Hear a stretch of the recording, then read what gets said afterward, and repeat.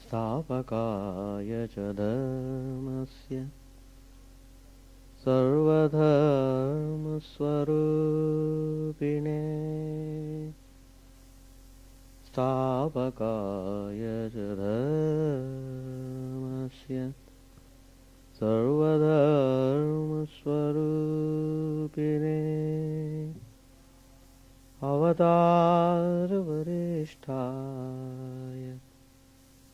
Ramakrishnaय te नमः असतो मा सद्गमय तमसो मा ज्योतिर्गमय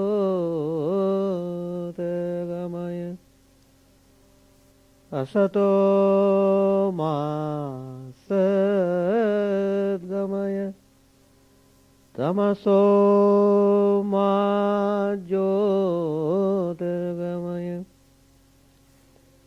मृत्योर्मामृतङ्गमय ॐ शान्ति शान्ति शान्ति. Let us pray to Sri Ramakrishna, the embodiment of all religions, the Supreme God Incarnate, to remove all our ignorance, to lead us from unreal to the real, to lead us from death to immortality, to give us peace and illumination. Let us bow down to Him with love and devotion. May our prayers be answered favorably.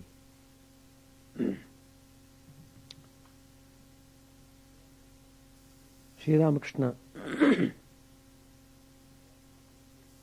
was talking to Pandit Shashadhar, a great scholar of the time.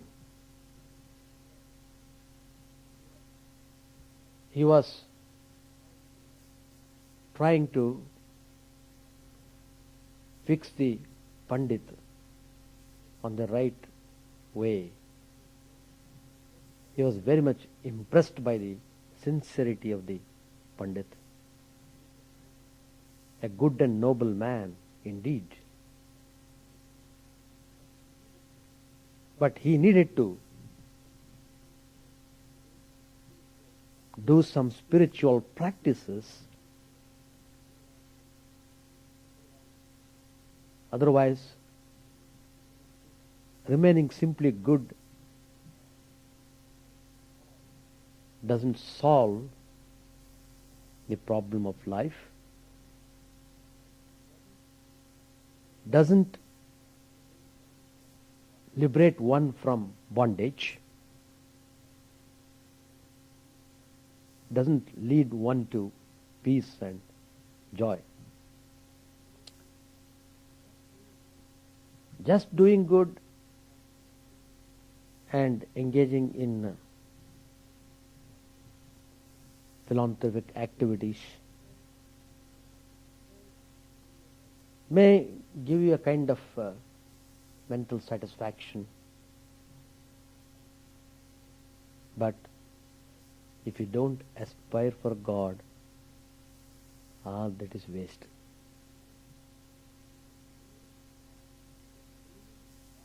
You are doing for the purpose of realizing God. That's the important point which we should always remember.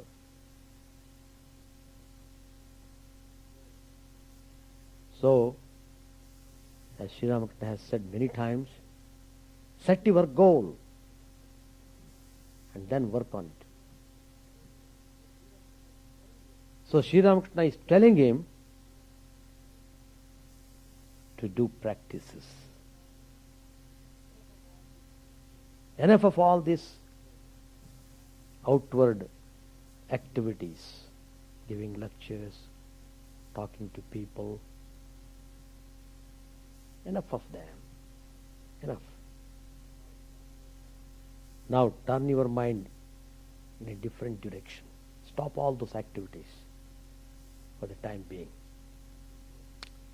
The world will go even without your giving talks and lectures.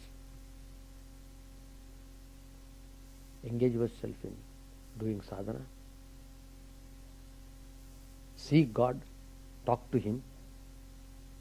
Then, if you get commands from God to go and lecture, then you go and lecture anywhere you want.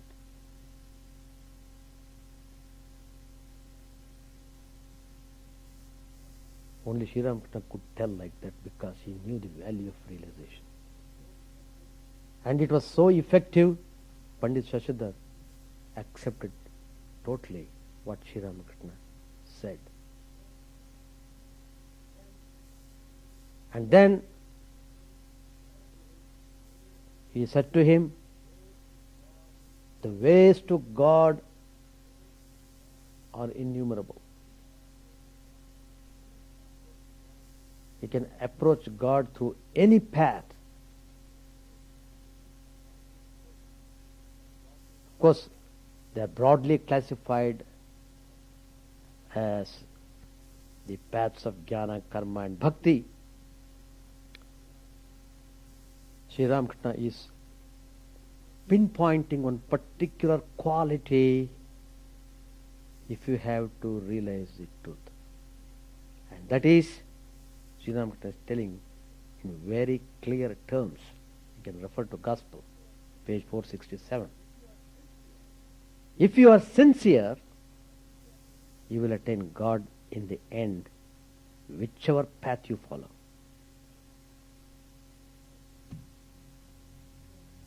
That's the statement. Whichever path you follow. And again Sri Ramakrishna tells what is jnana, what is karma. And finally he says the path of devotion is the easiest way to God in this modern age. There's a point in Sri Ramakrishna telling this. The point is this: we are all so individualistic. Each one is very conscious of his individuality, of his ego. I am so and so. That's why anything, slightest thing that might happen, we get irritation.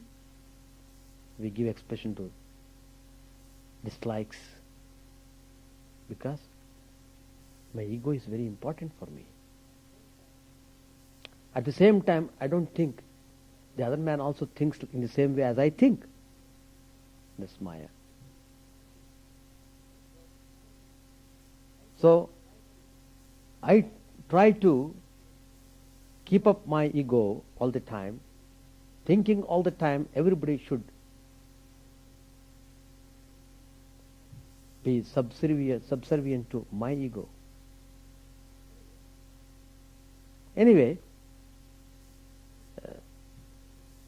there's a lot of things to talk about the way how ego works in each and every one.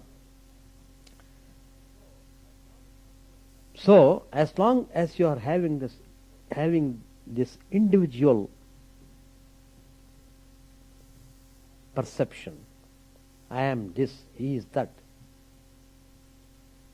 I am so and so, she is so and so. So you love to introduce yourself. My name is like this, I am doing this, I am doing that. What's your name? What are you doing? You feel joy in communicating that way. You feel expression to your feelings through communication. So all these things you can have in the path of devotion. God certainly exists as a separate being for you. God is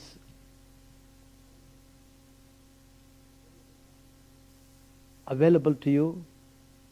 He will talk to you He'll give you peace, He will give you joy, He will give you whatever you ask for. Like that, you can keep in touch with the divine form of God. Naturally, is it not good if you can come and talk to me? Oh, I went to temple and I talked to Swamiji, I was so happy, I was so unburdened. Yesterday, one person came. He was waiting for me to see after the Aarti. Afterwards he came. Then he said, Swamiji, my daughter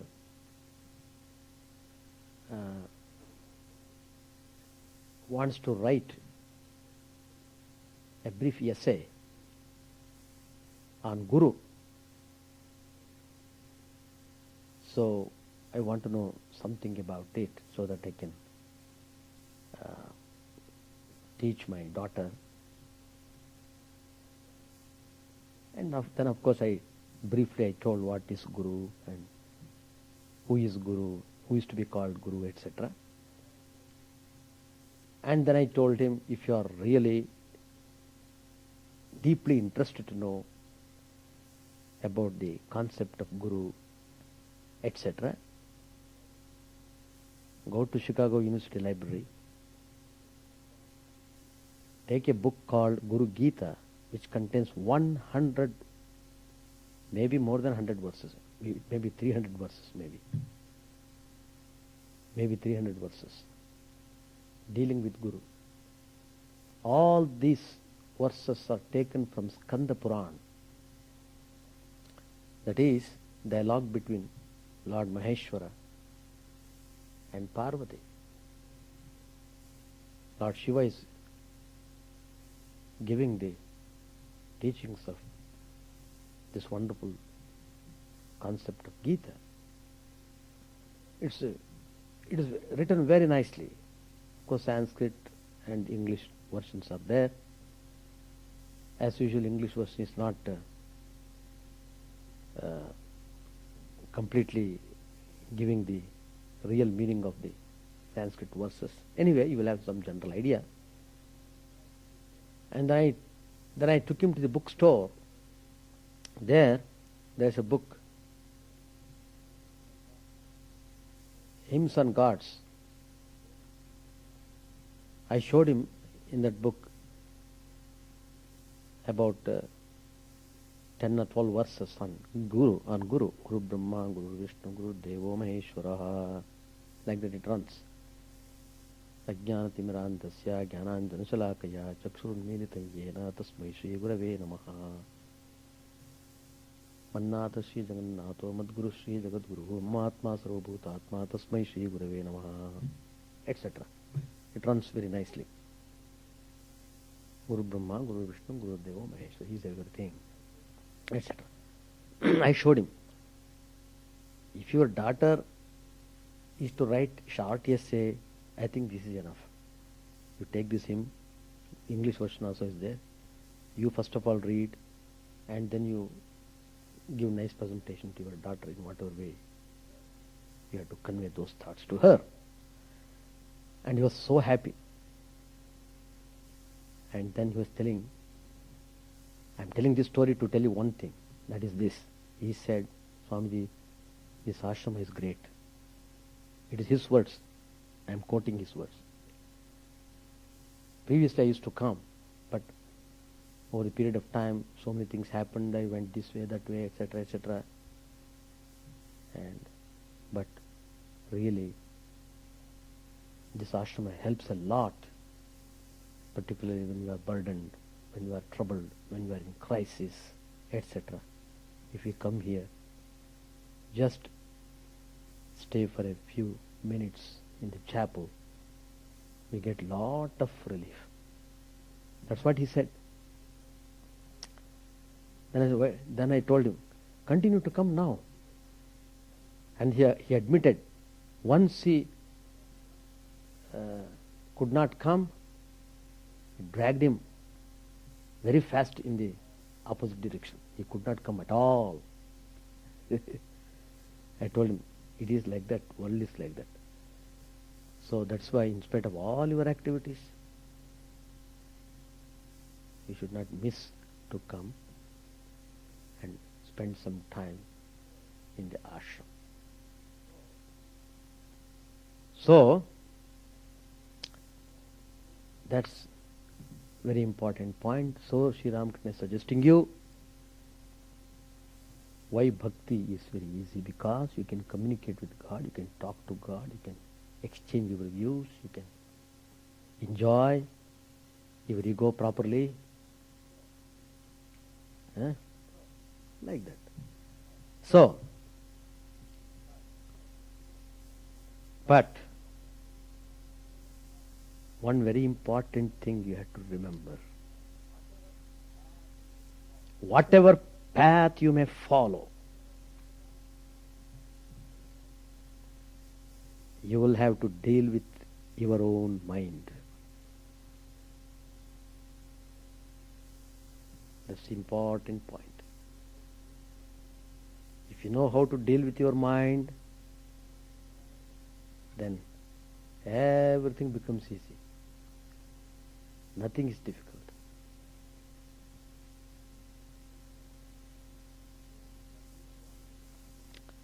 That means what? The mind should always go towards God. Swamiji, let my mind go towards the world for 50, 60 years. Afterwards, let the mind go towards God. No. If it cannot go now, it cannot go anytime. Forget about God and other things. You are simply deceiving yourself by all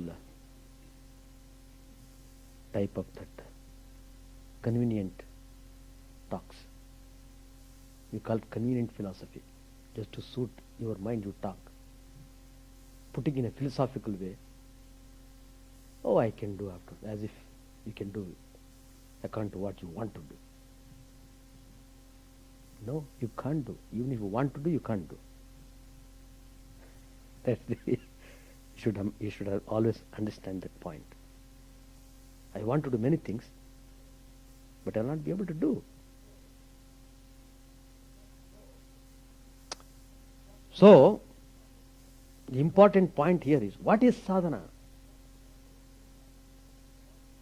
Anything that is important for your spiritual life should be taken as sadhana. Now I am telling you today, mind should be always directed towards God.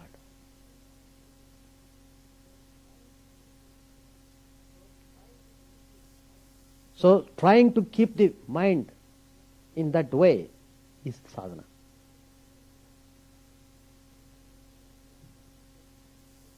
As Sri Ramakrishna suggested, there are so many ways leading to God. You have to prepare the way properly. Then only mind can go. So, even though it is difficult, by persistent practice, it can be done.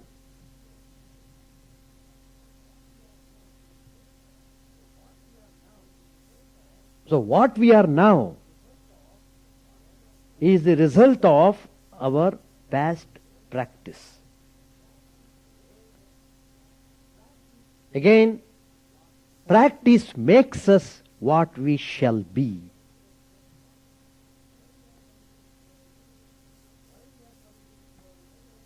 Why we have come into this world? Why our mind is continuously running after all sorts of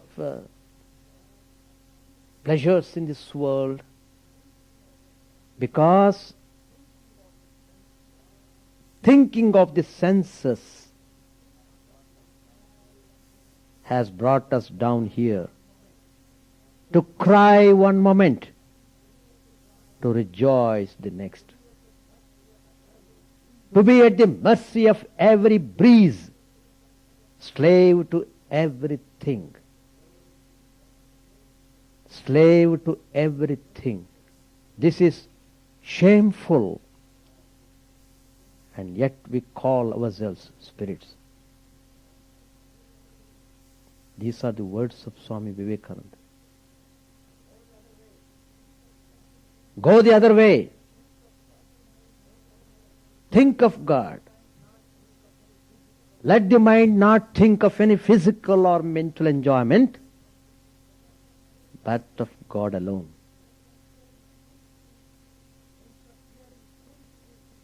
Instead of hearing foolish things, we must hear about God. Instead of talking foolish words, talk of God. Instead of reading foolish books, read good ones, which tell of God. These are the words of Swami Vivekananda. When we keep on following these valuable instructions, that is sadhana. Automatically your mind comes under your grip. So, Sri Krishna made a very significant statement in the Gita. Atmaiva bandhuhu, atmaiva hi ripuratmanaha. Your mind is your friend. Your mind itself is your enemy.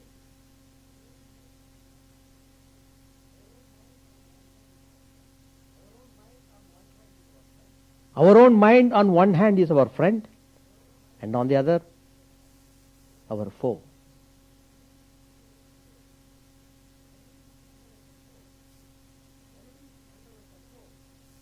When it is under our control, the mind is our friend. When the mind has control over us, it is our enemy. So, mind plays a very crucial role in your life.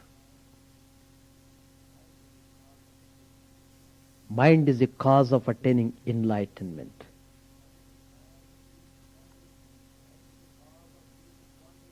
Mind is the cause of being in bondage to matter. When the mind is perfectly under control, we know what we really are. When you know what you really are, that means enlightenment. And when we go the other way, we become slaves, subject to matter and mind. So, mind is the cause of our sorrow. Mind is the cause of our joy.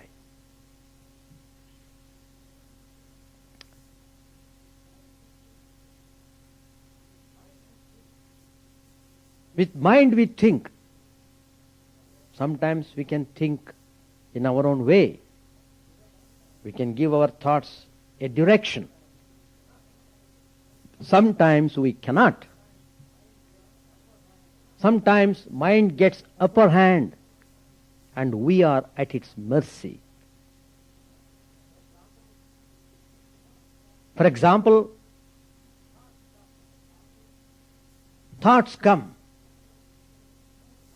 which we don't like. Thoughts come which are injurious, but we are helpless, though we are not aware of it. If we study the mind, we know how treacherous it is. How much is our slavery to the mind? But most of us are not aware of it.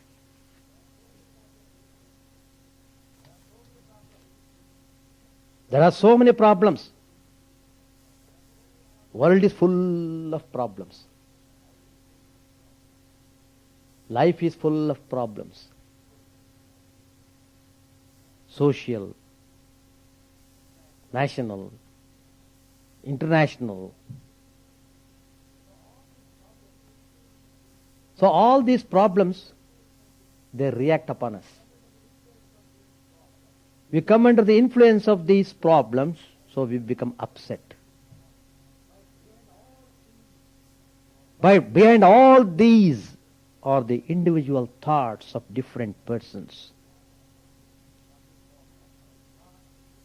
What we call national thought is the outcome of the thinking of a large number of individuals. International problems arise out of the thinking of different nations, just as national problems are the outcome of individual thinking.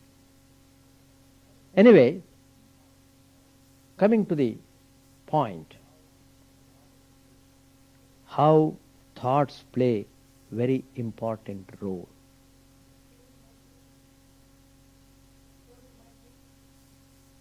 Controlling mind means controlling thoughts. Thoughts are more dangerous than atom bombs.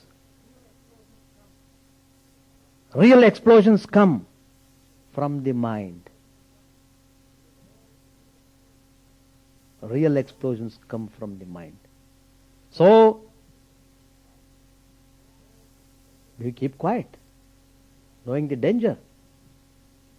You must find out the methods of dealing with the mind. You will have to. The problem doesn't come from outside.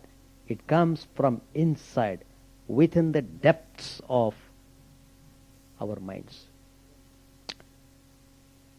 Again, to take the teaching of Gita, Arjun, the disciple, asks a question which is very important for all of us. The question is simple, but it is so pertinent. Athakena prayuktena papam charadi purushaha anichannapi varshnaya baladiva niyojitaha.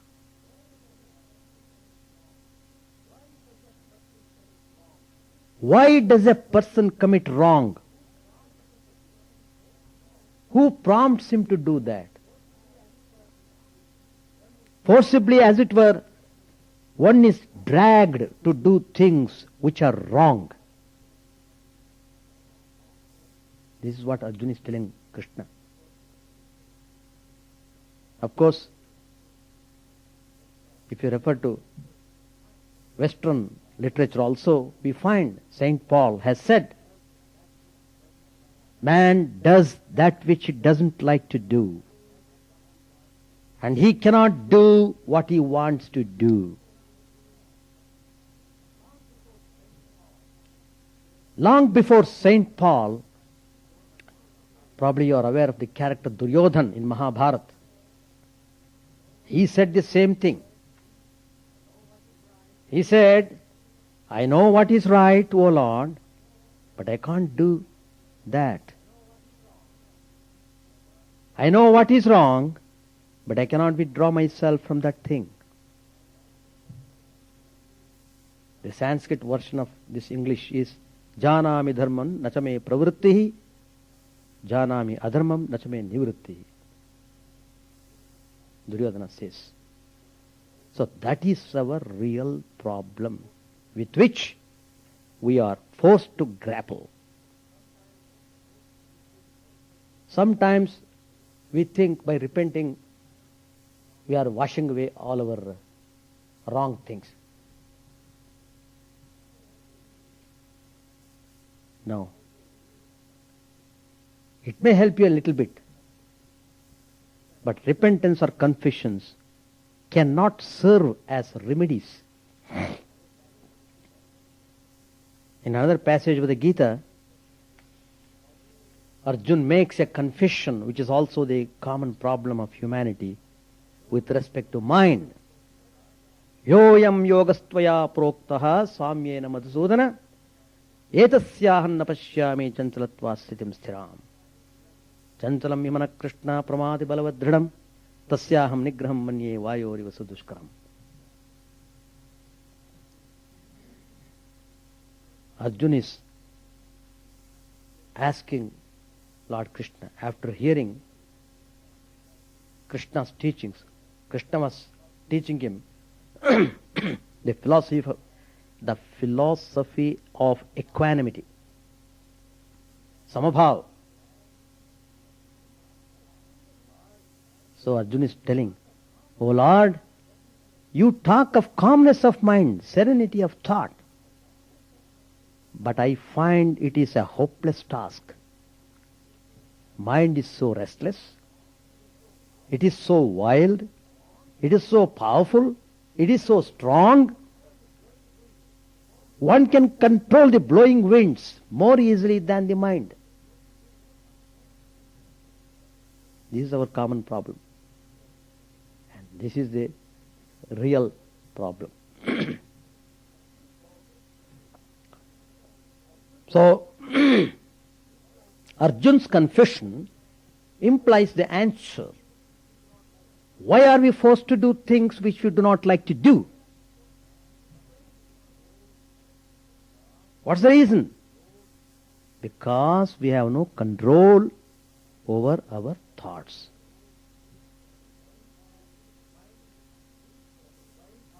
Mind, like a wild horse, leads us to think wildly, and we lose control over ourselves. In a day, how many times we lose the control over our mind?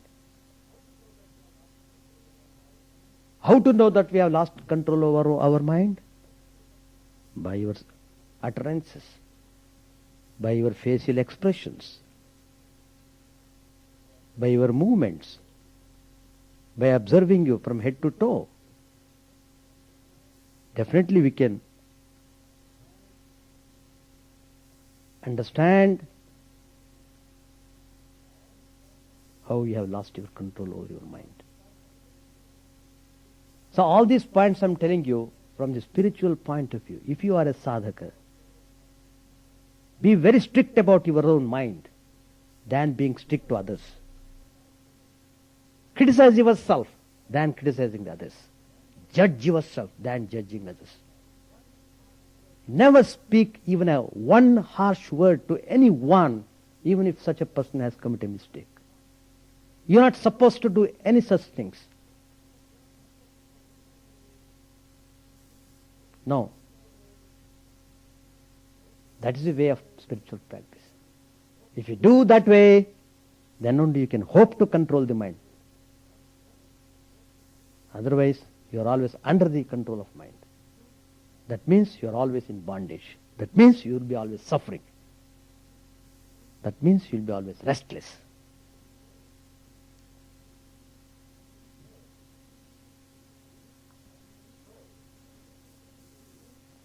So, what is the solution? The solution is to learn how to control the mind, to learn how to be the master of one's own mind instead of being its slave.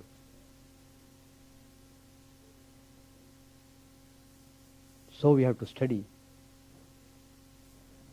great persons, Sri Ramakrishna, Vivekananda, Holy Mother, Lord Christ, Buddha.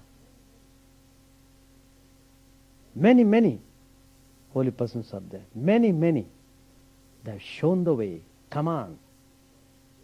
Don't simply talk about spirituality. Do something in practice. Stop talking. Do practice. If you follow that, then you can see God in this very life.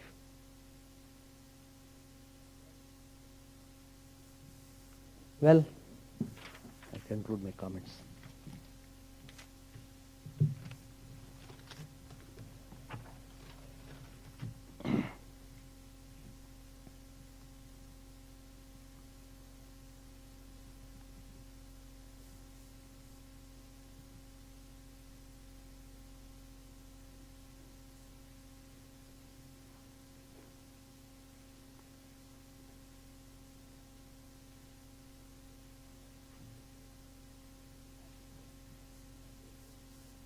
Master said, page 470. One day, some Sikh soldiers came to the temple garden at Dakshineshwar. I met them in front of the Kali temple. One of them referred to God as very compassionate. Indeed, I said. Is it true?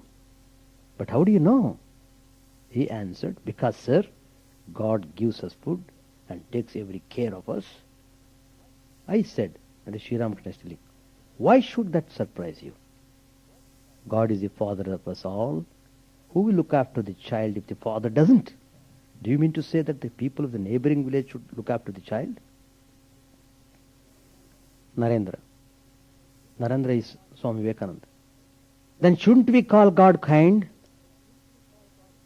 Master said, have I forbidden you to? What I mean is that God is our very own. He is not a stranger to us. Pandits answered priceless words. Master said to Narendra, I listened to your singing, but I didn't enjoy it, so I left the room. Your mind is now set on seeking a job, and therefore your song sounded dull. Narendra flushed. He felt ashamed of himself and remained silent. The master asked for a drink of water. A glass of water had been placed near him, but he couldn't take it. He asked for some fresh water. Later it was found that a man of immoral character had touched the first glass. Pandit said to Hazra, you live in his company day and night. You must be very happy. Master said with a smile, this is indeed a great occasion for me. Today I have seen the crescent moon of the second day of the bright fortnight. All laugh. Do you know why I referred to the moon of the second day? Sita once said to Ravan, you are the full moon, and Rama is the crescent moon of the second day of the bright fortnight. Ravan didn't understand the meaning of these words. He thought Sita was flattering him and became exceedingly happy.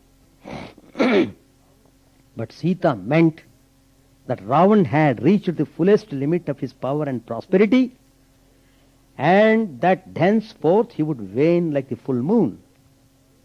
Rama, on the other hand, was like the moon of the second day. He would wax day by day. The master was about to take his leave. The Pandit and his friends bowed low before him. It was not yet dusk, and Sri Ramakrishna returned to Ishan's house with the devotees. The master took his seat in the drawing room with Ishan and his sons, the Pandit and a few devotees. Master, smiling, said to Ishan, I said to Pandit Shashadhar, you have hardly set your foot on the tree, and yet you aspire to lay hold of a big bunch of fruit. First of all, practice some spiritual discipline. Then you may teach others. Ishan said, every preacher thinks that he enlightens others. The glowworm also may think that it illumines the world. Imagining this to be the glowworm's feeling, someone said to it, O glowworm, how can you bring light to the world? You only reveal the intensity of the darkness. Master with a smile, but Shashidhar is not just a scholar. He also has a little discrimination and dispassion. A Pandit who was present said to Sri Ramakrishna, you are indeed a great soul. Master said, you may say that about sages like Narada, Prahlada, Shukadev. I am like your son. Of course, in one sense, your words are true. It is said that in one respect the devotee of God is greater than God himself because he carries God in his heart. All rejoice. It is said in the Vaishnava books, a devotee regards himself as a higher and God as a lower being. Yashoda, the mother of Krishna, was about to fetter Krishna, who was God incarnate, with chains. She believed that no one but herself could take care of Krishna. Sometimes God acts as a magnet and the devotee as a needle. God attracts the devotee to himself. Again, sometimes the devotee acts as a magnet and God as a needle. Such is the attraction of the devotee that God comes to him unable to resist his love. The master was about to leave for Dakshineshwar. Ishan and the other devotees stood around him while he gave Ishan various words of advice. Master said, a devotee who can call on God while living a householder's life is a hero indeed. God thinks, he who has renounced the world for my sake will surely pray to me. He must serve me. Is there anything very remarkable about it? People will cry shame on him if he fails to do so. But he is blessed indeed who prays to me in the midst of his worldly duties. He is trying to find me, overcoming a great obstacle, pushing away, as it were, a huge block of stone weighing a ton. Such a man is a real hero. Pandit said, you are right, sir. The scripture says the same thing. There is in the Mahabharata the story of the pious hunter and the chaste woman. Once a hermit was disturbed in his meditation by a crow. When he cast an angry glance at the bird, it was reduced to ashes. The hermit said to himself, I have destroyed the crow by a mere glance. I must have made great progress in spiritual life. One day, he went to a woman's house to beg his food.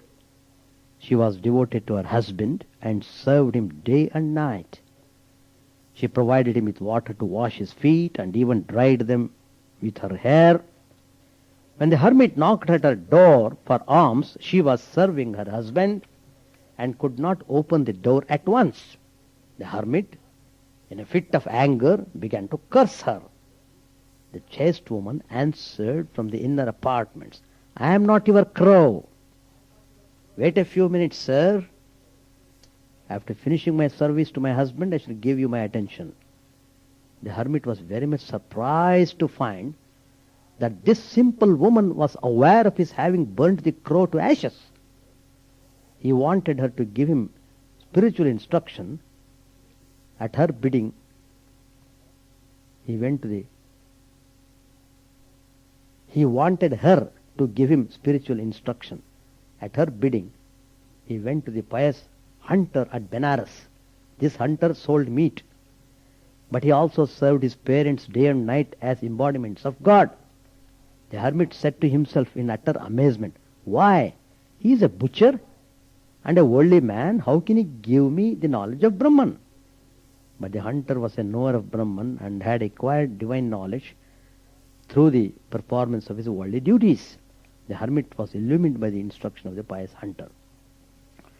The master was about to take his leave. He was standing at the door of the next house where Ishan's father-in-law lived. Ishan and the other devotees stood by the master. They were waiting to bid him goodbye. Sri Ramakrishna said to Ishan, live in the world like an ant. The world contains a mixture of truth and untruth, sugar and sand. Be an ant and take the sugar. Again, the world is a mixture of milk and water, the bliss of God, consciousness, and the pleasure of sense enjoyment. Be a swan and drink the milk, leaving the water aside. Live in the world like a waterfowl.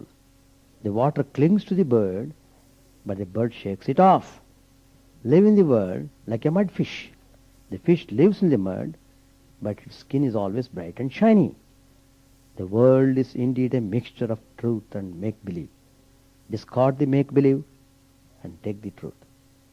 Sri Ramakrishna got into the carriage and left for Dakshineshwar.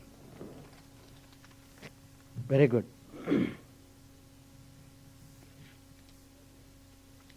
My session is over. Now your session.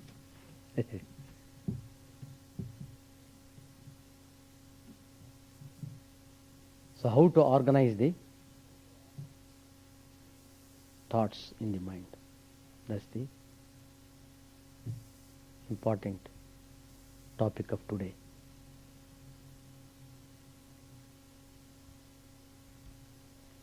You have to divert all your attention, all your energy, all your resources, your everything to see how to organize your own mind instead of trying to organize other men's minds. You have no time to look after even yourself, and you are poking at others. Why should you do that? If you keep on poking on others, it will be a nuisance for you. All the time you will be thinking about them. But by that process, even the little peace you have got will be lost.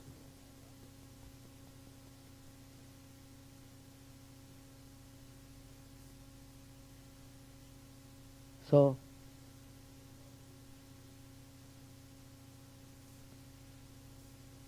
try to concentrate on what you should do yourself individually. That's the way of practice. Never start giving sermons to others.